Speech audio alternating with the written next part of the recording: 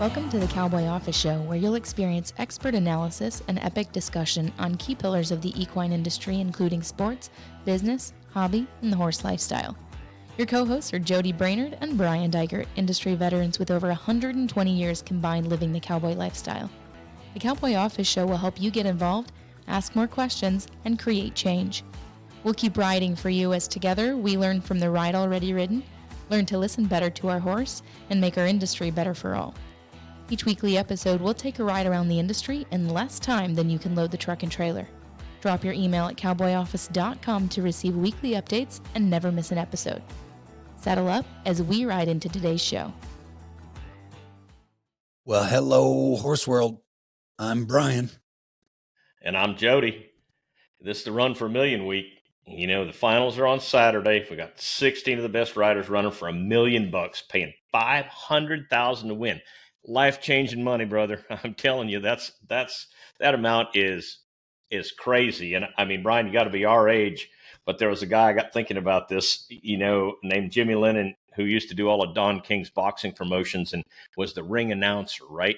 Mm-hmm. And he made it Showtime famous, right? I mean, and that's what this is. It's a show. I mean, not only is it great riders and great horses with our sport, but it has turned into a production, and I've never seen anything like it, you know?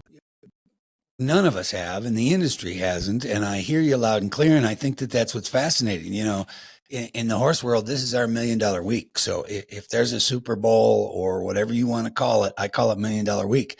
It's here. We're going to spend a couple minutes looking at last year's numbers, and then we'll be following up with an in-depth show after the event to then kind of look at the trends and what does it all say. But when you talk about the best of the best, this is it. It doesn't get any better. So we've got the numbers. We're going to have a quick conversation on what did last year's numbers say, and then, you know, what might you and I think it be doing as we head towards, you know, like this year's Derby, when you called me after the first go and I said, hang on. So anyways, so don't get excited. Settle. Yeah, exactly. I get it. Yeah. So 2023, there were 17 riders qualified because of ties. At the list, we'll look at that in a minute, but just to do an overview, this is the basic big data points, because the world they follow the scores and they follow the score spreads and they follow the individual scores. So 76.5% was the officiating performance level on score spreads. Now there's more to it when you talk about officiating and truly evaluating that performance. But the score spreads alone, what that's measuring is score spreads on 17 runs that are 2 points or less. So 76.5%, 76% of the runs were within a 2-point spread. That's what it says. We can look at the entire placing. The high score on here is giving you the average of all 17. And there was actually 2 runs of the 17 that were kind of bombers. So they pull that average down just a little, but it's less than a half a point. So we can pull anyone that you want, top 5, top 10. The top 5 scores are right there. Last year's top score was a 231. That's exactly what it was. The top 5 scores, 228 to 231. And we just were having this big come apart with the industry, you know, a couple months ago with the Derby and the Derby winner. So this is where our sport is. And this is the best of the best. Top 10 last year, 225.5 to 231. I thought that was very interesting. Median, right slap in the middle, 225.5. And the mode, which we're now measuring, was a 225.5 again. So what was the most frequent score? 225.5, which was also right slap in the middle. Here's an interesting piece. This is the best of the best. 5% of all maneuvers received a plus 1.5. That's what that left-hand diagram is showing you. 5% of all maneuvers last year received a plus 1.5. And we'll show you the breakdown of that. The thing that's very interesting is when you look at penalties. Did penalties determine the winner? No. But 65% of all runs had penalties in it. And the real thing is when you look at non-unanimous. And we've been talking about this for a while, because over 3/4 of those penalties were not unanimous. So do they start to sort out $1 million purse in a different format depending on how those officials kind of perceive it and play it? And the non-unanimous penalties was 53%. So that's 3/4 of 65. That's what it says. Yes, and that's incredible. And hell yeah, it's going to make a difference in the paycheck for sure. And if it's costing me money, I'm going to want to know who in the hell called it and who in the hell didn't, right? I mean, it kind of used to be like who scored me higher and who scored me lower. Now it's like, okay, who threw that half-point penalty in there that cost me a lot of money, or what two guys did it, but in a non-unanimous spot. I think, I don't have the numbers here in front of me. I'm sure you do. In our top 10 placings, where did we have our ties at? I can show you right here. There was a two-way tie at third and fourth with a score of 229.5. And then there was a tie at sixth and seventh. That was a score of 226. And then there was a three-way tie at 8, 9, and 10, a score of 225.5, which is why that 225.5 comes up as the most high frequency out of 17. That's the why, but that's the answer. So your top 10 horses, which is top 5 horses, take almost, it's 75% of the $1 million purse is distributed in those top 5 spots. So that's where it is. And that's why we looked at those top 5 scores, 228 to 231. Okay. So, but what we did is we had 1, 2, 3 horses tied, 2 horses tied, 4, actually 3, 4, 5. We had 7. We had the potential for 7 horses to be tied out of 10, basically, is what you're saying. That is correct. Yep. Yeah. And it would bring number 1 to question where that top 5 spot, especially when we had the tie for 3, 4. The 5th horse obviously was a single. He was by himself. Do you have the numbers in front of you that tell us what our 6th horse scored, the tie for 6th and 7th? If you give me a second, I can. Oh, hey. Yes. And then we had 226 tied for 6th and I think that was the number you told me. Okay. First part of the question was, what was the difference between 5th and 6th? What did our 5th place horse score? 5th place horse scores a 228. Okay. And then you had a tie for 6th and 7th with 226. Okay. And then it dropped to there's a half points difference between 8th, 9th, and 10th and 6th and 7th. Is that correct? That's correct. 226 for the 6th and 7th, and then a 225.5 for the tied 8th and 10th. Yep. Yeah. Okay.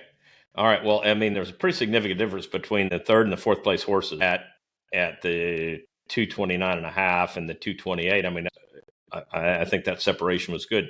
6th and 7th at the 226 from the 8, 9, and 10. I struggle with that one a little bit if I were showing 2. Half points difference between 1, 2, 3, 4, 5 horses, right? Yeah.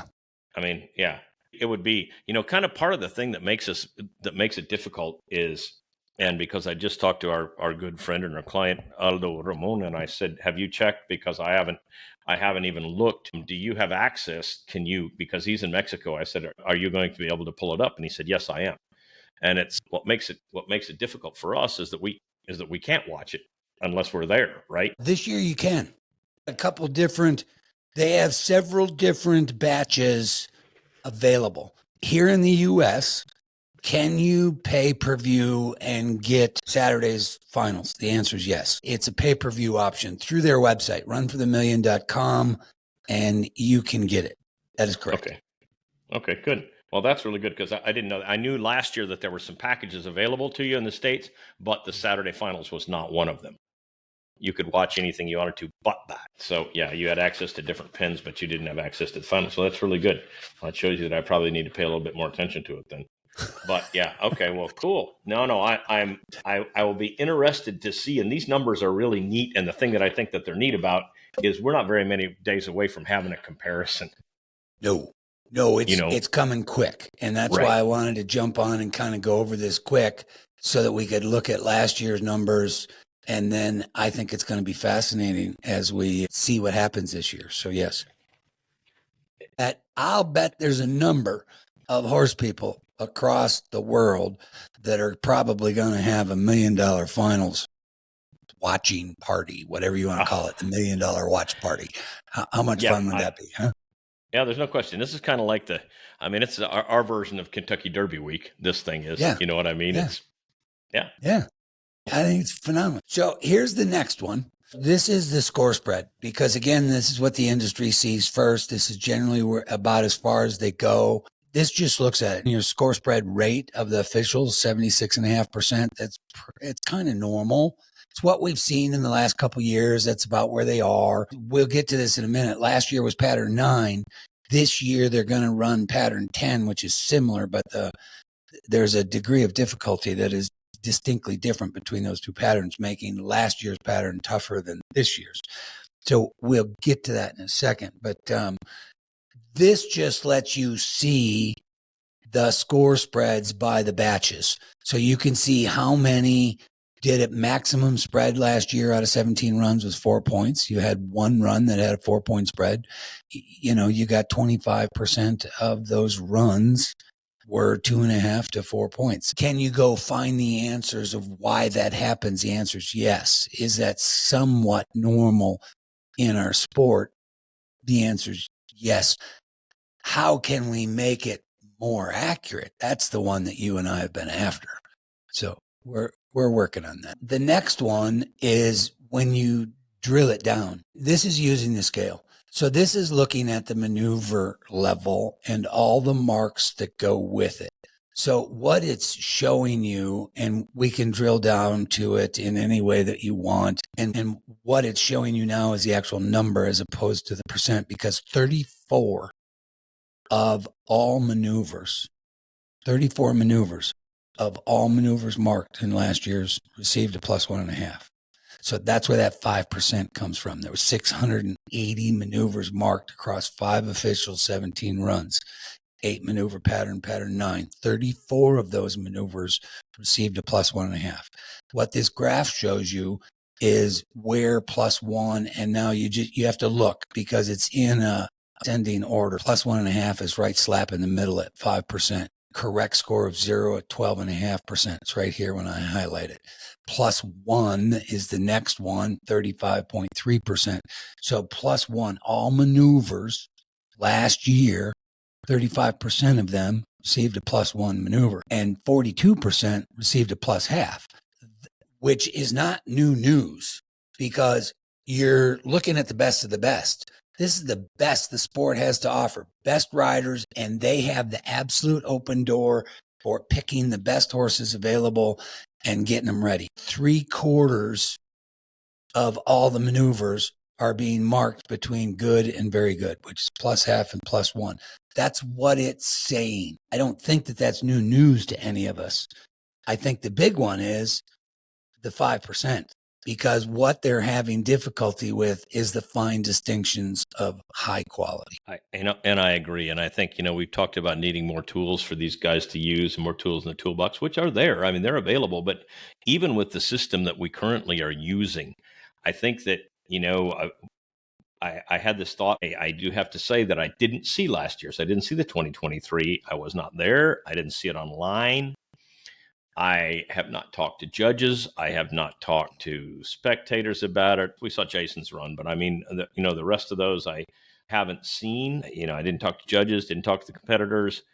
But the question that I would put to the current riders, I'd put it to our judges, I would put it to our viewing audience, is an excellence rate of 5% where we're at? I mean, you just said it yourself. This is the best riders that we have to offer that qualified this year. They have access to horses of any age. I mean, heck, they probably haven't even picked the ones that they're going to go with yet. I mean, the numbers don't lie. The numbers tell us that what they're saying to us is that only 5% of maneuver evaluation. And again, there were a couple runs that were bombs in there. We said that ourselves. So, maybe penalty application takes an effect on more of maneuver quality. But 5%. To me, it seems like is that a good spot? I'm saying no, it is not, because these are the best of the best, and if all we have to offer and it doesn't say perfection, it says excellence. If that is all that we have to offer for our sport, where are we going? Right. I mean, I think the stuff that we see is unbelievable with today's riders and today's horses. I mean, we say that time and time again. It is so much fun to watch and unbelievable to guys our age that had to start with stuff that couldn't even warm up the bottom end of today's horses. So I think that excellence, by that word, that description, I think it should be higher. I agree with you. Let me share this with you real fast, because this was this year's Derby finals. And I'm bringing up the highlight to the plus 1.5. 1.1% of the maneuvers in the Derby finals were marked at a plus 1.5. 1.1. So when you make the reference to is 5% where our industry is, the answer is that is what we're marking it. The real question is that accurate? And I think your question of where are we going, because everything is pushing us forward and up. And the officiating system is having a very hard time with keeping up with that pressure. That's true. So where does the sport go? That's the bigger one. And, you know, you and I have been talking about it all year. Excellence comes in a lot of different forms, and our job is to find it, identify it, and mark it. Quit comparing. That's it. As a sport, though, we're struggling there because, and you remember this, it wasn't that long ago when we were very active in the officiating side that plus one, we struggled to use plus one. It took time. It took skill. It took a little bit of effort. We're at the same spot. I'd tell you, we've been here for 3 or 4 years on using plus 1.5, and we're not using it enough, and we're not using it accurately. So that's my take on that one. I know. No, I couldn't agree more. I was thinking about that when we were involved in this thing. If we would have told you that, if you'd have told us that our officials were using plus one at 35% of the time, we'd have gone, thank goodness. I mean, we wouldn't have believed it, right? I mean, there is improvement for sure. But Snowblin would have had, John would have had, he'd have had a field day if they would have said, used it 35% of the time, right? This doesn't mean that, oh, gee whiz, that's good, and we're just going to give it a plus 1.5 because we're not using it enough. That's not where we're at. I think that the industry, if the riders themselves, the judges who are, professionals themselves, I mean, your committees, whatever, they have to define that and they have to teach it. And that's what's not being done. Yes, and I agree with you. Not only teach it, but then they got to manage it, which is implement it. And you're right. And are we seeing it all the time? Single digit and below single digit is what we're seeing as an industry, which means it's not getting used. And the rest of that is the accuracy. So you're 100% correct. Now, this one's got some interesting points along with it. What's significant, it does want to get a little busy. And we worked hard to not. What this does is look at all the maneuver groups from 0 to plus 1.5. So plus 1.5 is the big donut to the right. And then 0's in the middle. Plus half is right there to the left. And plus 1 is to the far left. The colors are directly correlated to the same maneuvers. As you look across those maneuver groups, you can see what maneuver it was getting in the score. The orange, for example, is the same across all of them. The purple is the stop and hesitate. So as an example, stop and hesitate got very little in the plus 1.5. It got a lot in the 0. And then it's about a little bit more in the plus half and just a smidgen more than that in the plus 1. That's kind of where the common denominator is, and can let you look at it fast and let it tell you the story that it's trying to tell you. You're right on the tools. This is just such a great chart because it defines what happened and it's easy to understand. So it's like, there'd have been a lot of times that I wished I'd have had these to work with, right? Well, we all did, and we didn't, but we do now. How do we use these tools to manage, prep, educate, and perform at a level that I think the competition and definitely the economics, I have not spoken to an owner, a breeder, a wannabe buyer, any of those that isn't talking about the same thing, because the economics are significant, which we all dreamed about. But now comes with it the rest of the responsibility, and that's where we are. Absolutely. And we have, you and I personally have talked at length about this, and there are multiple ways to make this more accurate and easy ways to teach it too. So there is not only is there room for improvement, but there are ways to make the improvement significant. And I think that there are ways to make it better fast. I mean, I don't think this is 5 years down the road. I think that you could make a significant difference in the accuracy of our officiating in a short time. Yes, that's a no-brainer in my book. Look at what we're doing. I could tell you at the first drag, technology will let us do things that we couldn't do before in a multitude of different formats. And so that's kind of where you are. And the answer is yes all day. And no, your days and weeks, you're not years away. So, yeah. I agree. Well, I am excited. I wish that I were there. Amy and I were laughing about that. We just kind of got back from an extended vacation. We had a great time, and I said, well, she said, well, what about the run for me? And it's kind of like going to the national finals now, though. I said, you probably have to get your room reserved now for next year. For the 2025. Yeah, exactly. Yeah. So it's a little difficult to get to it, but man, I'm sure that place is buzzing. Oh, I'm sure it is too. That's as good as it gets for the industry. I actually took my family to the very first one and we had a wonderful time out of it. I think, again, we're back to technology and I'm all about pay-per-view all day long.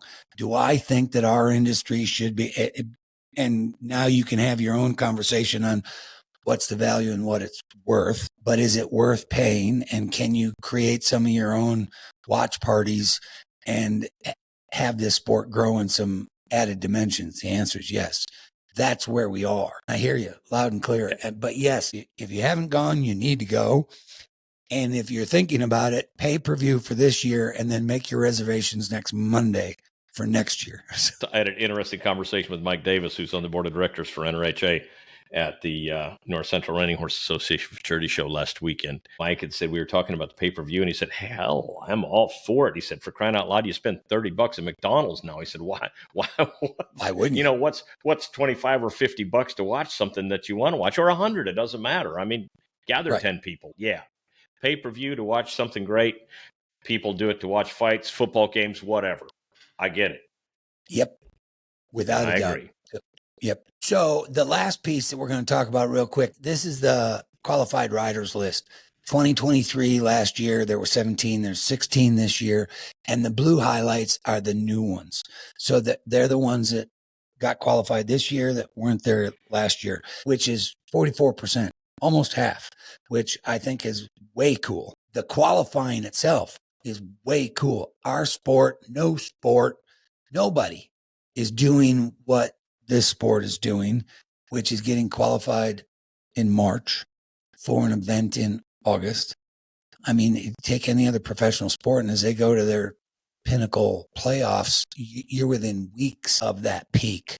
And so ours is creating a whole nother opportunity here that I think is just fascinating. I think there's a couple cool things in here. One, last year you had a mother and son that were competing, and one of them was a non-pro. That was Mandy McCutcheon and her son, Cade, who's a up-and-coming, very dominant pro now. This year, you got a father-son. And because we're an individual sport, are they competing against each other? Yes. Does the boy want to beat Pops? Yes. Yeah, dethrone dad for sure. I mean, and yeah. I think there are a couple things that come to mind too when I look at the list. First of all, with Anne Fonk, the ladies, we've talked about this all the time. This is the one sport where you're equal. I mean, It doesn't matter if you're a man or a woman. And Anne is obviously no stranger to the winning at any way, shape, or form. I'm glad to have her here. I think that's cool. And Casey, I've known you for I don't know how long, 40 years. I don't know, forever. But I think that Casey Hinton, and I don't know exactly how old Casey is. I know how old I am. So I mean, but I am telling you that for a guy that's significantly older than everybody else on this list, I think with maybe the exception of Dwayne, but just to see Casey qualify 2 years in a row, this deal ain't easy to get the call up for. That's fantastic. You're bringing a very important point, which is the horse equalizes all that stuff.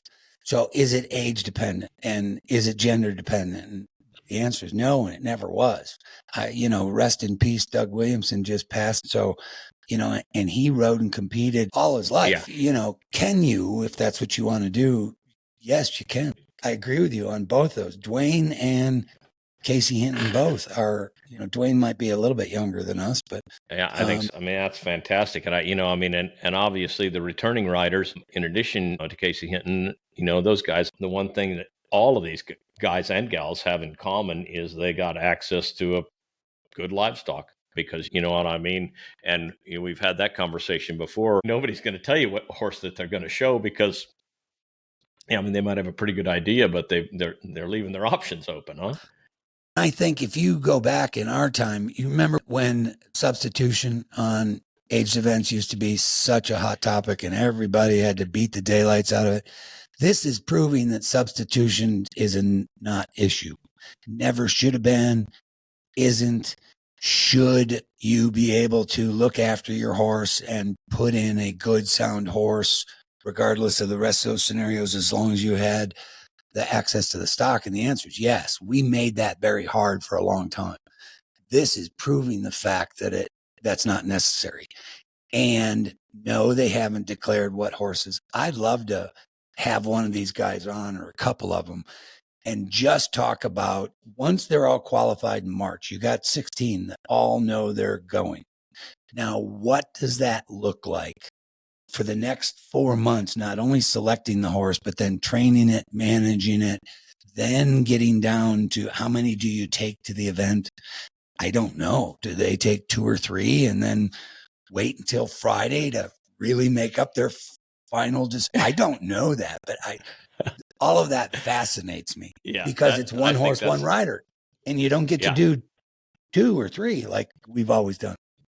Right. I had a thought about that along that line too. And our Chelsea, I mean, I lay claim to her too, even though she's your daughter, right? So anyway, it's okay. Our Chelsea, she posted something the other day that said she was looking for questions, because what was she going to do?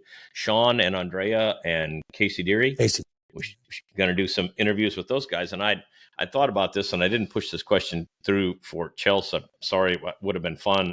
I should have done it when I had the thought, but you and I have talked about horses and livestock and leveling the playing fields and all that kind of stuff. But I would have liked her to have asked those 3 and say, first, look, take the self-service out of this question. Okay. Don't think about yourself. I would like you to think about the industry itself and the sport. If you ask these guys the question, do you think that it would benefit the sport if you were allowed to show 1 or 2 horses max in our major events? What would your answer be? Because you've obviously said, I only get to show 1 here. I get to pick it whenever I want, but I get to only show 1. And you're not crying and raising the roof about, oh my gosh, I need to be able to show 3 here. I mean, you're following the rules. It's easy. But I would be interested.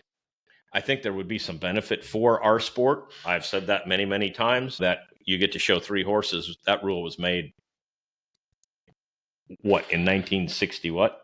6?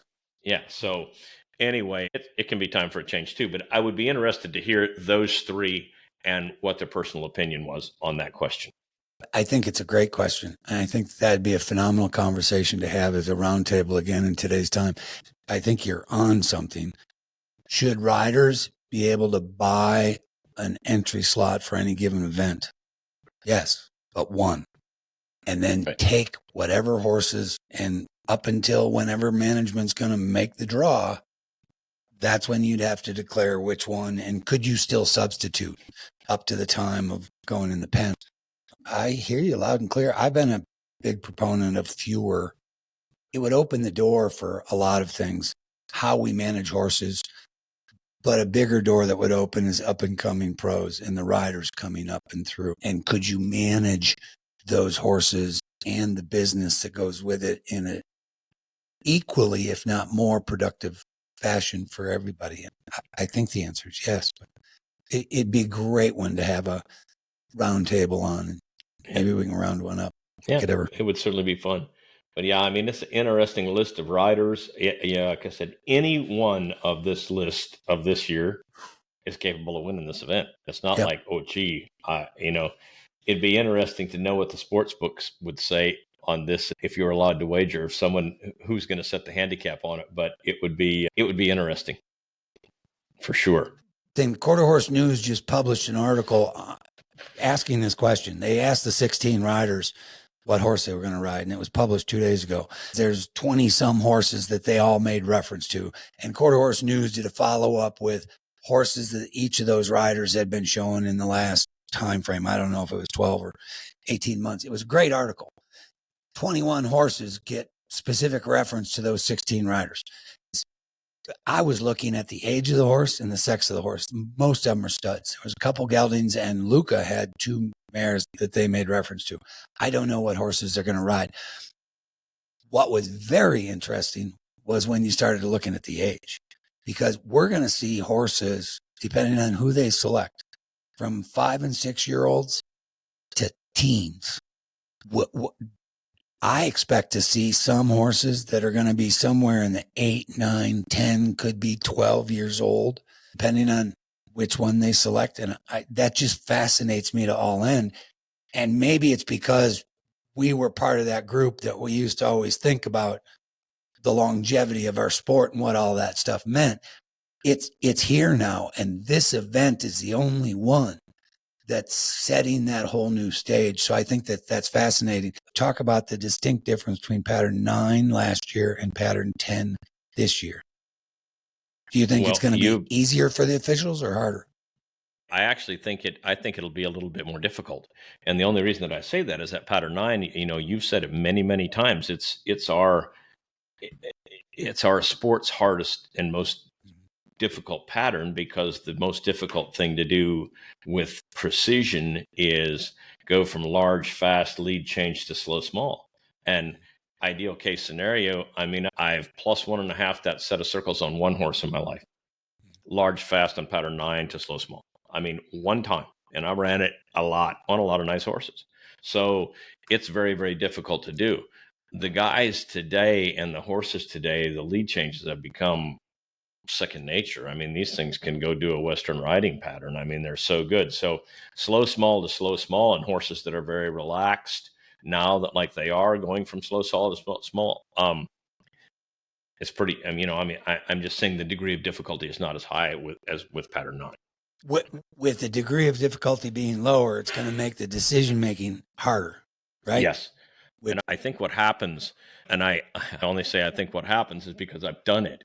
I've watched a horse go show in pattern 10, and I may go, wow, strong. Is that a 1? And then I end up 1 on the second set because the circle, and you know what? They were identical. And I should have said 1-1 instead of half 1.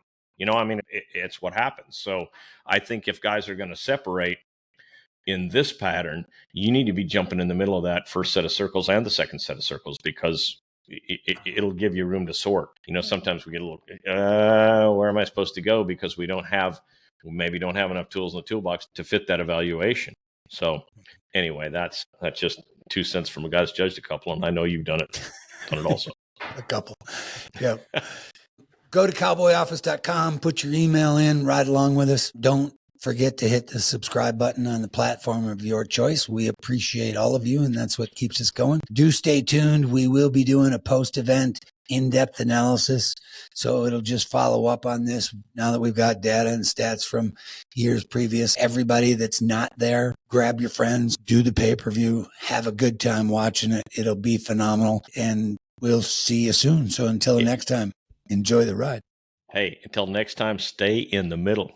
Can't wait for the next one. Today's episode is brought to you by 4D Productions in cooperation with the Consultment Agency, a full-service agency that helps bring forward-thinking equine brands into the 21st century using digital skills and services such as website development, graphic design, social media, and media production such as the podcast you're consuming here today.